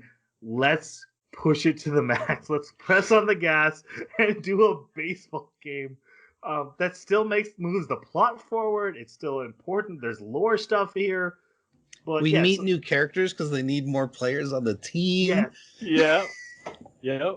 There is literally a character who shows up at Nikaido's restaurant and also loves gyoza, kind of looks similar to Risu, and his name is 13. And he wears a 13 on his shirt, and they never give him a proper name. And this character suddenly is just part of the group from this point on. Yeah. And I'm like, are you supposed to be? Are you a Reggie? Also on the team is Johnson, the giant monster beetle, who the professor has strapped with electric devices to shock him, and he's learned how to speak one word, which is shocking, because that's what you do to control him. And a zombie. And the guy they murdered in the very beginning of the first episode, Fujita's partner, they is sewn back together and call him Frankenstein. Literally Frankenstein's zombie or Frankenstein's monster here. And they have to shock him because he gets violent. Also have to shock him for 30 every minutes. 30 minutes or he will turn violent. Yep. Fujita and Ebisu join the other team. Ebisu is their shark mascot, so she is just adorable running around in a shark mascot singing a song. And then also poisoning Kaiman's team. Not because Ebisu is evil. The manager of the other team is like, go poison. Poison the beetle, give sleeping juice to the two players. Yep. A lot of funny stuff happens in the baseball game that's not really important, but at the end of the game, Fujita grabs his friend and jumps into a door. Gets his friend home. He's like, "Oh my God, N has a way to bring people back to life. I can save my friend." At the same time, back in N's world, they accidentally spilled Ebisu's smoke onto Noi, and she turned into a giant lizard monster. And now her and Shin had to have this big battle. They both get hurt. And N's like, "Hey, I have a way of reversing spells. I keep a guy locked up in the tower." And it's a guy in a bird mask who lives in a bird cage. Who always has his shirt off. His name is Shota. He's very effeminate and very in love, even though he's a very burly man. He's very much in love with and he makes him go through all this stuff to bring her back to normal, and they turn her back to human. So he has a way. And then from this point on, it's hilarious. So he's like, "I locked this guy up because I can't stand him, but I need his magic." But from this point on, Shota is free on the anime. Yeah. It shows up all the time, and then's always like, "What are you doing here?" He's like, "I'm not going back to my tower." I love his mask. His mask is the funniest thing. Yeah.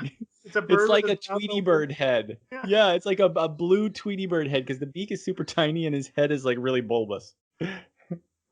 So Ebisu's magic is to turn people into lizards. And when her and Fujita get back, the guy they saved goes crazy. It's been over 30 minutes, so he starts attacking. Ebisu panics and uses her magic and turns herself into a giant dragon lizard thing and destroys him. So there's nothing left to say. And Fujita's like, "No, I was so close." She just hands him a wad of flesh, and she's like, "It's your friend? Sorry." And this episode ends with Ebisu remembering what the head in Kaiman's mouth told her, which is that she is the one. That got in my way. Yeah. It's crazy that we that's such a cool. First of all, like I said, this is an episode about a baseball game, and then this major plot point hits, and it's like, oh, we're getting answers. It's really good. Yeah. All right. Episode 8 then. N brings everyone together for a meeting. They discuss Ebisu's magic and kind of go over what they've learned. Kaiman decides he's no longer involving Nikaido in his quest, and he goes through the door on his own to go look for the cross-eyed guys. And while he's in that world, even though he's broke, he helps stop a mugging murder thing. By murdering. Yeah. And he meets these guys who work at a pie restaurant. And it's just perfect for him. Yep. I did write the name down. Tonga. Tonga is the name of the owner, and they call him the captain. Tonga is hilarious because he wears both a mask and like a body covering, like he's like a bear man. Yeah. When he takes it off, he's just like a regular guy with like this really cool beard and really spiky hair. Yeah. And again, I was like, man, the masks are weird in this anime.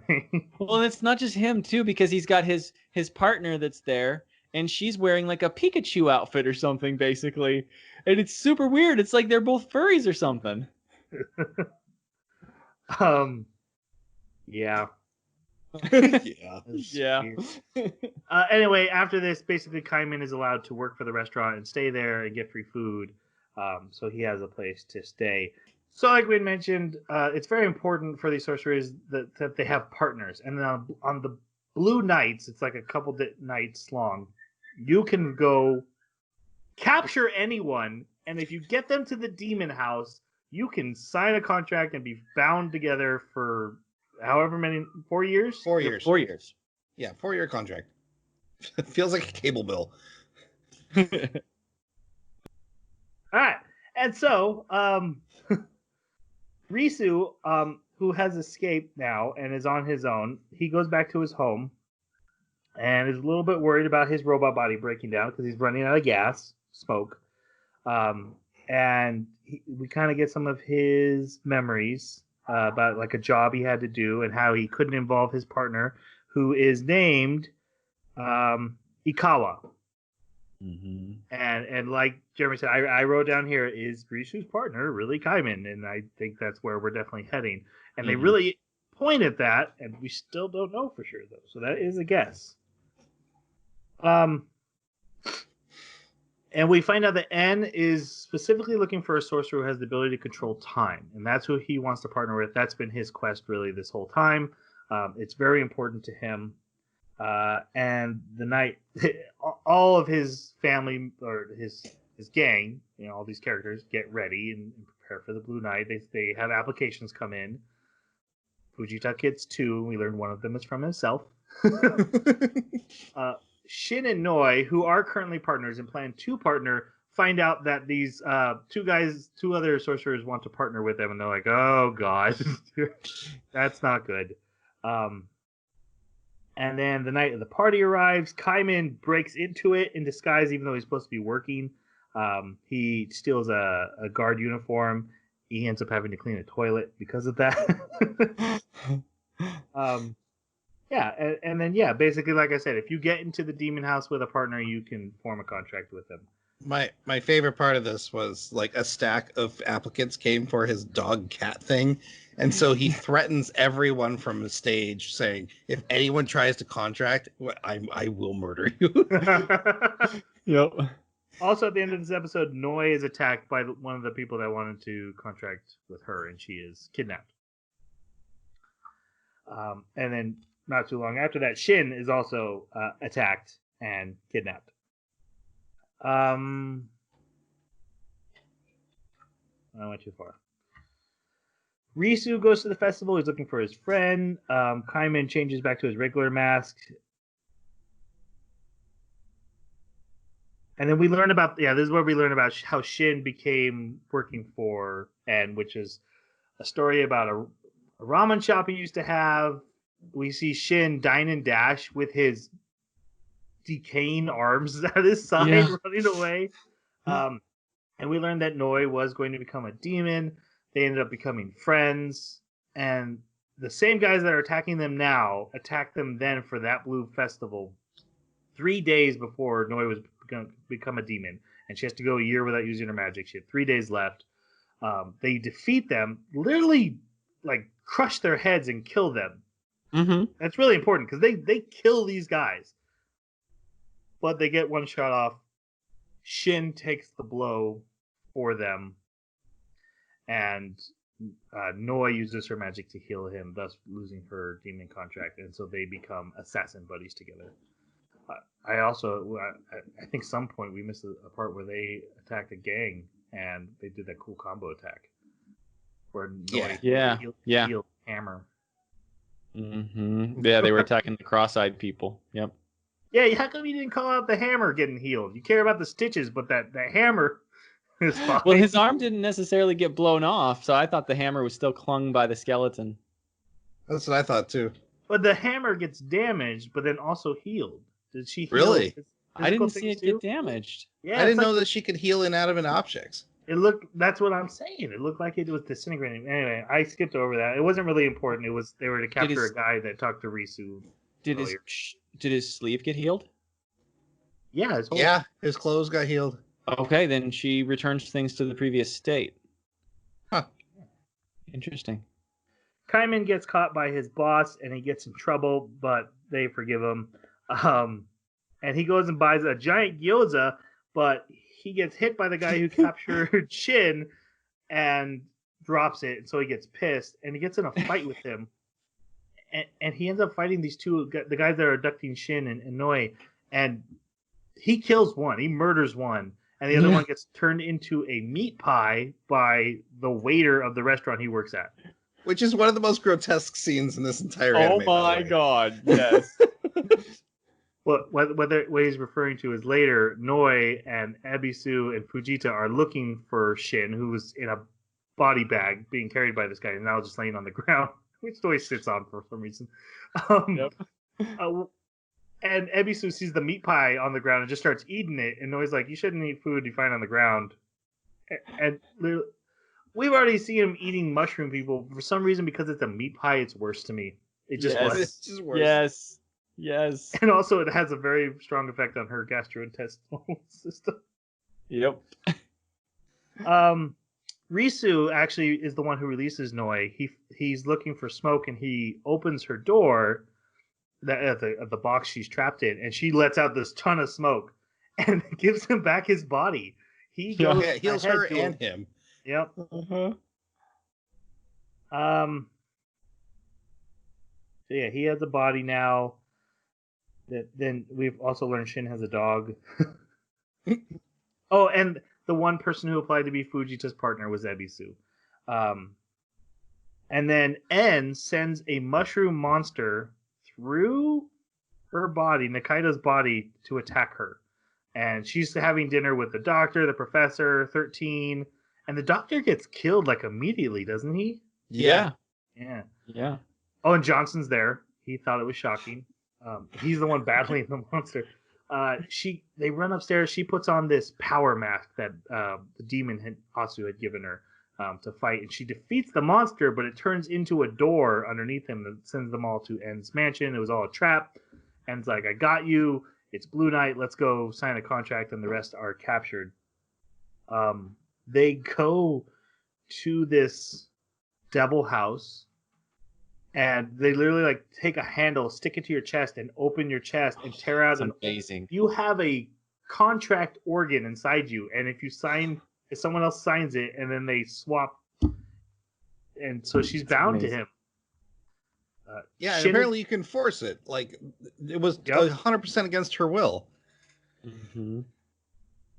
I also thought it was interesting that Fujita actually complained about that.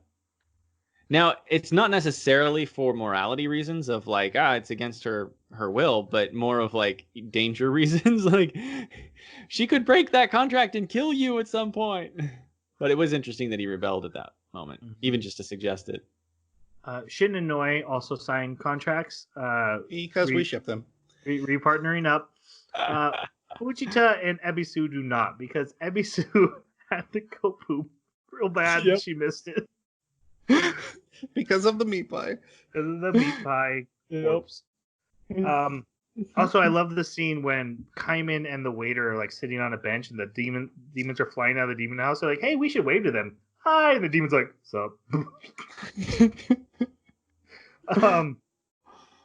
Anyway, Kaiman, he has a nightmare.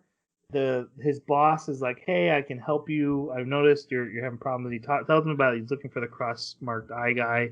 He's like, "I know one of those guys," and he takes him to a prison where this guy is on death row. He puts the guy's head in his mouth, and the guy's like, "Whoa, why do you have Risu in there? This guy I know from this gang." And then he's going to talk about his boss, but then gets executed, which is a demon swallowing you. Yeah, a demon shows up on the ceiling, and it's unusual. It's like really big, and its tongue wraps around him and just kind of pulls him up in. But I wraps think around him like a noose too. Yeah, and I think inside this demon's mouth is a portal directly to hell, even though that this prison basically sits on the ceiling of hell. Yep. Which makes me wonder if that's something that all demons can do, because we do see Abu or Asu or whatever threaten to do the same thing, and I wonder if it's the same method. Just open the mouth and there's your portal. Speaking of which, Asu shows up and tells Kaiman, "Hey, Nikaido's in trouble. she's been captured by N. You need to do something. Which, interesting enough, it seems that demons prefer not to get personally involved in these situations. They like to have other people do it for them. It also seems like Asu answers to somebody else, and he's very much going to be in trouble for what he's doing. Oh boy, yeah. Right. So it seems like. It also seems like that other person who he answers to is running an intelligence network for N. Yeah. Because the other demons will report to N if they spot something. So Kaiman quits his job. He's like, I'm gonna go save her, and the boss is like, oh, because we're gonna go there literally tomorrow, and like Kaiman like walks backwards up the stairs, like, okay, never mind. The other characters from the whole are all the professor and Johnson. They're all locked up in where they're being tortured. And Johnson gets free because he's able to talk to a beetle and ask for help unlocking his chains, and he gets them all free. But meanwhile, Nikaido was in the cell next to them, but now she has gone native. Basically, the contract is making her be under the control of N. Mm-hmm. And Fujita is not happy that someone who took part in the murder of his best friend is now part of their team. And he gets all upset. And then they see the prisoners escaping. They're actually like robbing a sweet potato food cart. And he's like, hey, Ebisu, I need you to turn into that dragon and fight. And she turns into a worm? Like basically like a newt or something, where it's a really small lizard that barely has legs. It's more of a snake. And he gets held at gunpoint because the professor stole his gun. But then Shin and Noi arrive, and Shin just takes the professor's hand off. But then Shin's like, oh, you're the guy that helped me all those years ago. And he takes all of them and hides them in his house. And he's like, okay, you guys got to quit trying to rescue your friend, and I'll get you home. And they're like, maybe. We're not really sure what we're doing. Like, no, I'm telling you, you're going to die if you try. He's like, I really don't care. I just want to do research.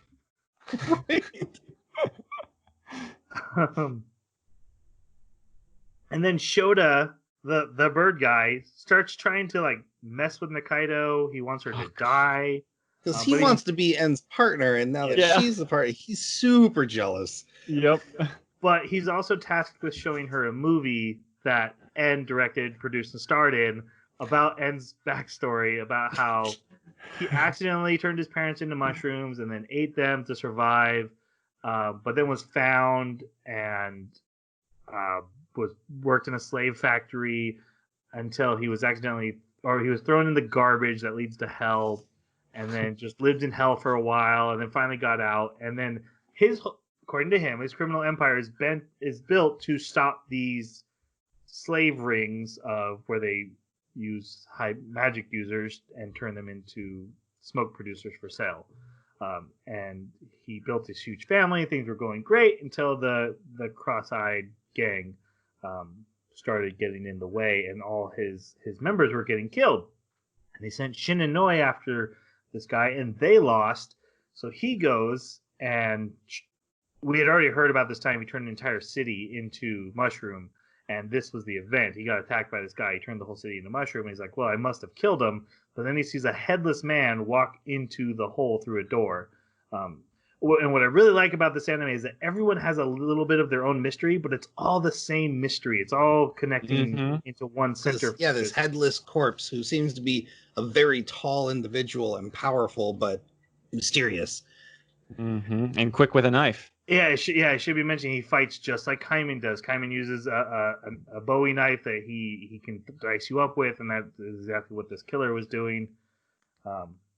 Which is also what Risu's friend does. Yep. Same knife style combat. And he's also got the same eyes that Kaiman has, even though he's not a lizard.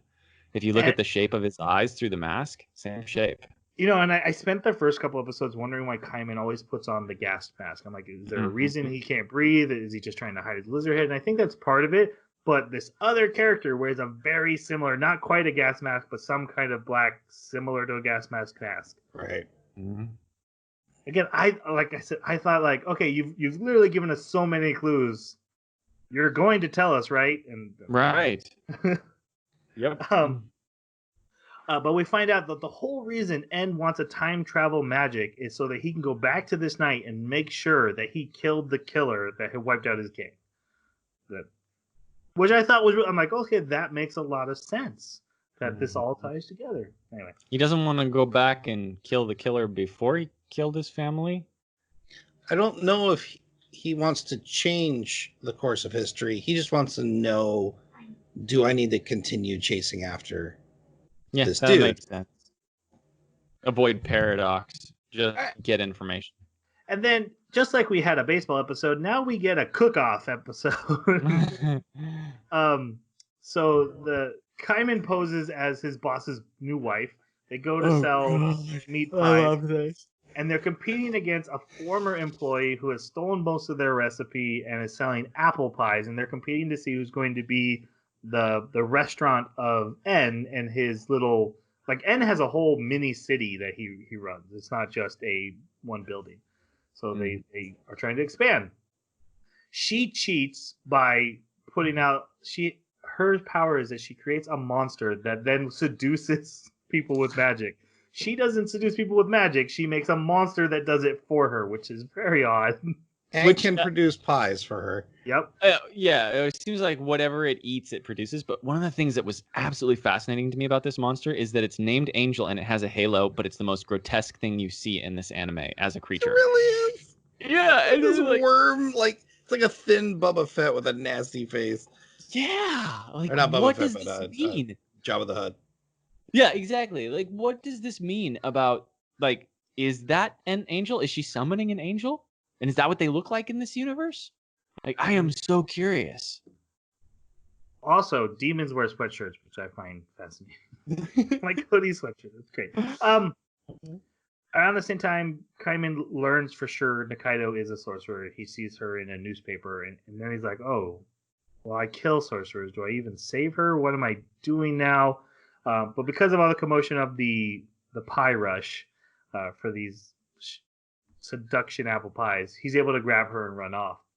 Meanwhile, the seduction spell wears off.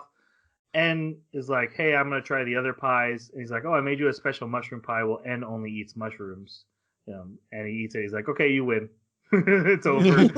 Literally that fast. It's funny because it poses like, who's going to sell the most? And it's like, no, it's literally just whichever one N wants. Of course, with a mob boss, that would make sense. It's so funny. Okay. And then Nikaido is refusing to come back with Kaiman.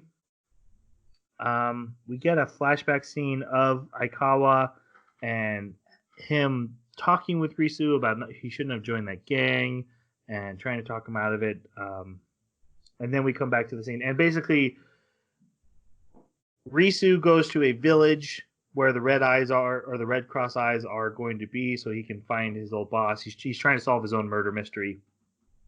Nikaido attacks Kaiman, and they fight, and their fight goes into a church, and then down into beneath the church, where in this church, Shota is praying with the devil that Nikaido will die.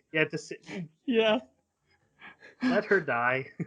So he's seeing this fight, and he's like, yes! That's what I wanted. They fall into the basement. Kaiman gets hurt, and also he's having weird visions, so his head's hurting, and he's not able to fight. His leg gets hurt. But Nikaido gets stabbed in the back. And we mentioned, again, a mystery character that just seems to be around sometimes. And she knows it isn't Kaiman. She later says it wasn't Kaiman. But Asu, the demon, shows up after she gets stabbed and, like, cut down the back. And he opens her up, and he takes the contract out. So she's able to turn back into normal. And he's like, this really is only temporary. This is like bonded to your soul. As soon as you see N again, you will fall back under his control, and the contract will reform inside you. But you can be normal for a little bit. And what's his face wants it? He's like, "Ooh, I want it." Yeah, Shota's like, "Oh, I want the contract." Yeah, Shota comes down, sees her bleeding on the ground. He's like, "Yes, it happened." Not only that, as he's flapping the contract around, that knocks N out wherever he is, because this is N's internal organ. He's flapping around. Kaiman bites Nikaido's head because she's a sorcerer and she's got to be interrogated, but she's not the one. And so, and realizing something's wrong with his other half, it comes looking for them. So Asu sends Kaiman and Nikaido through a door, and then transforms Shota into looking and sounding just like Nikaido. Oh my god, this was awesome for so many reasons. Like, just the art of what they did and where they focused was hysterical to me. But then also Shota's reaction to it, where he's like, he's kind of happy, but he's kind of really pissed off too. Like, I hate this person. Why would you make me look like her and sound like her? And he starts scheming. Oh, it was great. I love how he's like, "Oh, I'll ruin their relationship." And Asu's like, "No, I know you're going to try to ruin the relationship. You can't do that either." Yep. And then this Kaiman and Nikaido are in an abandoned village. It looks very similar to the one Risu was in, but I'm not sure it's the same one. And they go and they hide underground in like a abandoned subway tunnel, and they make up over their fighting. They agree they promise to always be friends as long as she never uses magic, I guess. Which we know that'll break. Oh yeah. And that's where the episode ends. And I know, Jeremy, you have thoughts about this ending, so go ahead. Oh, I find this ending to be incredibly frustrating because, like you said, it came so close to basically just laying out on the table who he is, or at least they gave us so many indicators of possibilities, and they made a really strong direction that they wanted to go. And there's so many untied loose ends here that are just really frustrating to me. It doesn't feel like the end of a season. It feels like the end of maybe an arc within a season. And I just, yeah, I really want to, I want some answers. I want some resolution, some closure. Now, if this is an anime that's going to be going on for just like 2 or 3 seasons, then I'm totally fine with it overall. But I still think they could have had a stronger end for this season by tying up some of those loose ends. Yeah, I completely agree. I think, a lot of times we watch like a part 1 and part 2, and when we get done with part 1, we're like, man, that's a really bad place to stop. But it's us that stopped, where the anime like aired the next episode next week. But that's not the case here. This is Netflix season 1 in a box. They know this is the full beginning end. There's nothing tomorrow. Season 2 hasn't even been officially confirmed yet. I did look it up. So I think it's very fair to be disappointed with where this ends compared to usually when we kind of make that a complaint. This is a very chosen cliffhanger to end on. And I had said going into this, man, I really hope they're able to stick the landing to something this bizarre and this weird. It's going to be crazy how they land it. I have no idea how they're going to end it. And I was taken by surprise, but not in a good way, because, man, I feel like we're this close to answers, and to just end without, I just feel like we need one more episode and we're good, and I can wait for another season. But this is just like in the middle of something. It's very frustrating. I feel that very much too. It didn't hit me as hard, but I definitely agree with you guys that it was it's frustrating not to have those answers. But I don't know, something about the way this story's being told, it just kind of felt like what you were looking for was for them to make up and to know each other's, to deal with that. She's a sorcerer, and now that they've dealt with that, it's like, okay, the next season's gonna be continuing on into his amnesia and who he is. I think I would even be satisfied if they had gone back to the hole. The fact that they're in the middle of being on the run, it just feels very weird. Yeah, it was a weird place to stop. Yeah, they're not the only ones on the run too. Like, also the rest of their party that was left behind that Shin is putting back. Like, what is going on with them? They're in different outfits and they're marching. Are they going back to whole incognito? Like, or did they get back and now they're doing something else? It's just really unclear what's happening there to me. Also, we get a shot of the Red Eye Gang, or members of the Red Eye Gang, posing with getting ready for something. So I'm guessing there's more characters coming that are going to be important to the story. So I want to go to theories about who Kaiman is. Can we? Yeah. I mean, if everyone's good on time, we can do a few theories. I also kind of wanted to ask Jason his thoughts on the magic use. and then Yeah. kind of wrap it up with final reviews. I think you guys kind of actually cleared that up for me. I think the idea that it does one thing for each person, and that it all takes the form of this particle matter that they call smoke, and it only works if it interacts with whatever it touches or is going to be interacting with. I think I'm happy with that. My only thought when you had brought it up is that because the life and death are so fluid in this, that hey, they're still technically alive. Yeah, but that doesn't really matter in this, because even if they're still technically dead, they could still show up tomorrow. That's fine. Right. I am curious about if the body was important to anchor them there, because they're so close to hell, and hell has the screams of the dying, which means that the dead do go to hell. So if the body's still here, but the person screaming in hell, their spirits down there, or is that only the people that were taken to hell? I'm just really curious about the whole dynamic of, do they have the separation of soul and body, and what happens if you resurrect? Because we have potentially two Risus alive here. One of them could just be spell residue, and the other one could be an actual Risu.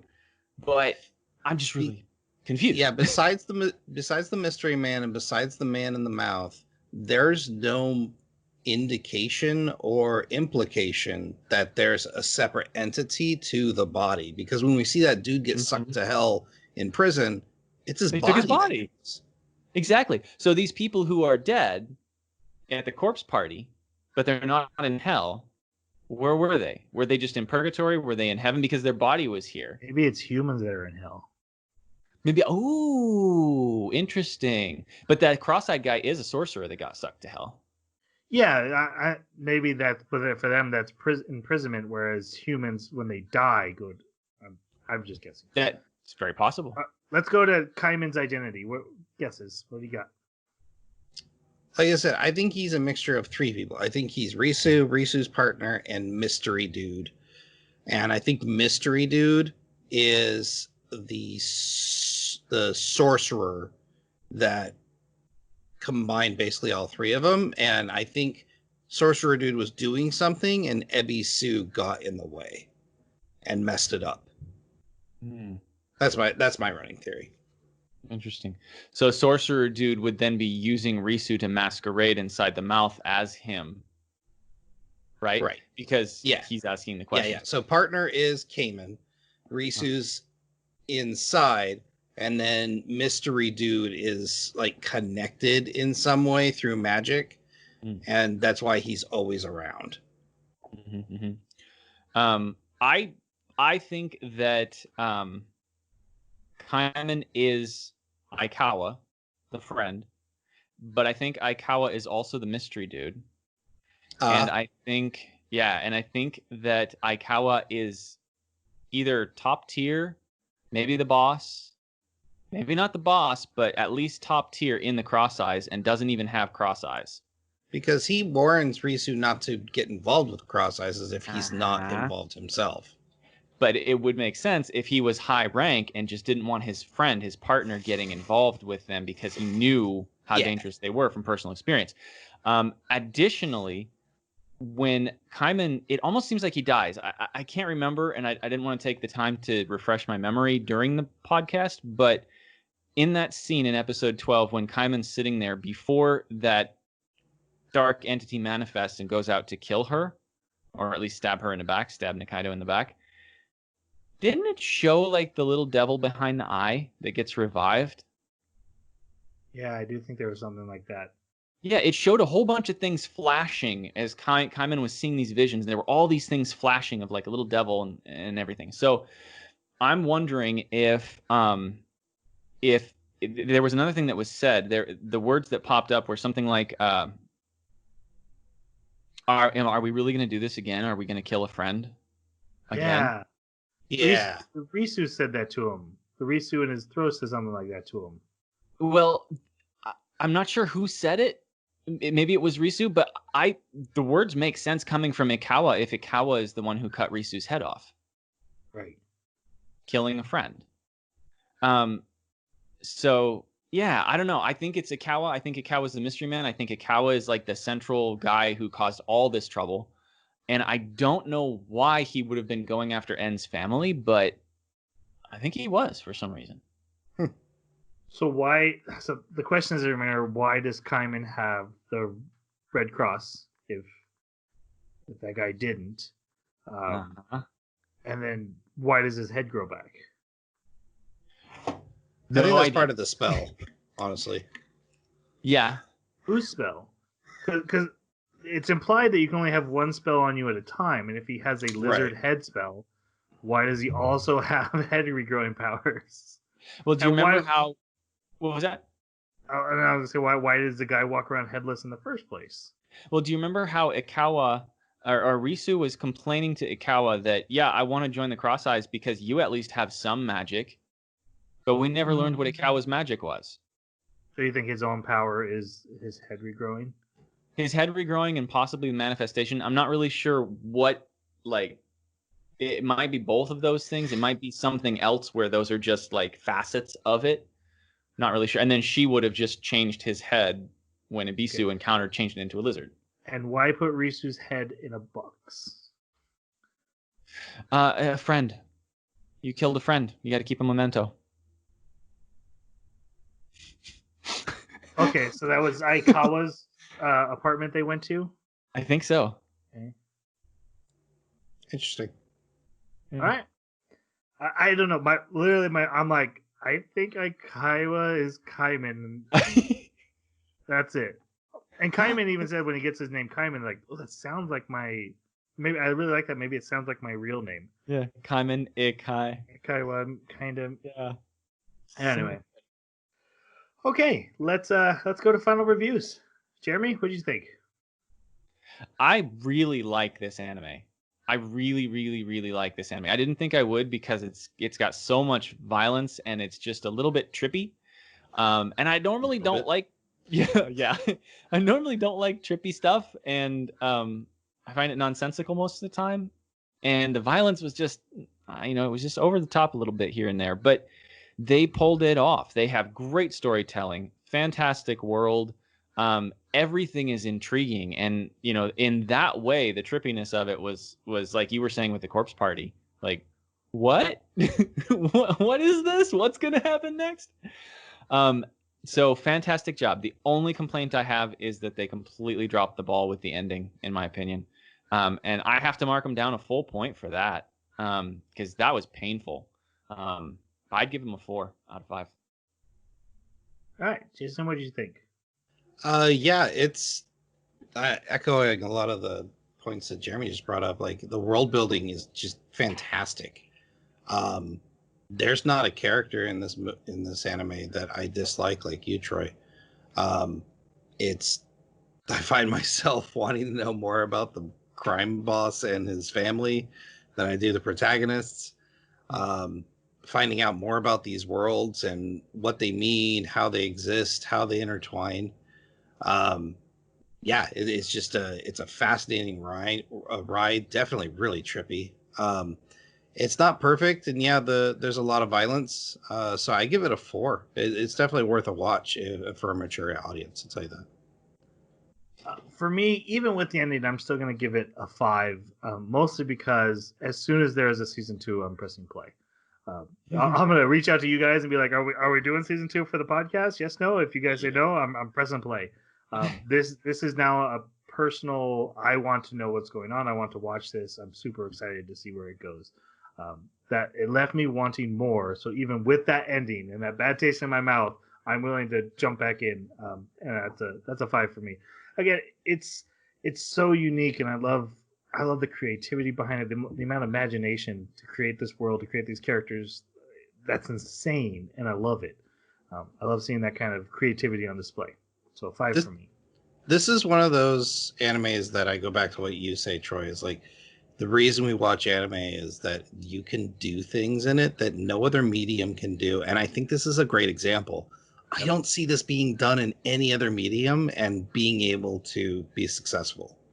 And there is something great about, like, I can't describe this show to other people. Like, there's a guy in his throat sometimes, not like all the time, but like He's okay. You know what? You're not gonna watch it. Just go. The closest thing I can think of would be short series where it was Professor Xavier's son. Because Legion. it was just Legion. Yes. Because Legion is similar with its weird trippiness, but yeah, that's about the closest I could come to it. That is actually a great one, and I love Legion, so I'm down with that. Yep. All right.